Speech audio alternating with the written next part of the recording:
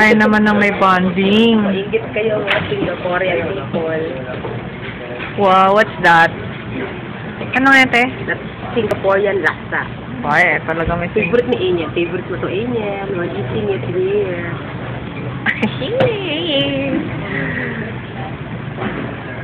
Minaman ko na. Wag mo, ayan na, naka-on yan.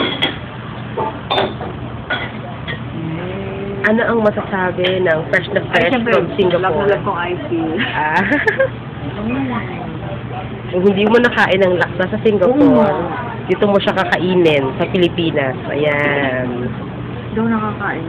The very famous. At ng roti prata na gabi-gabing sinusuhol ni Danby sa akin. Makapasok lang siya ng pintuan.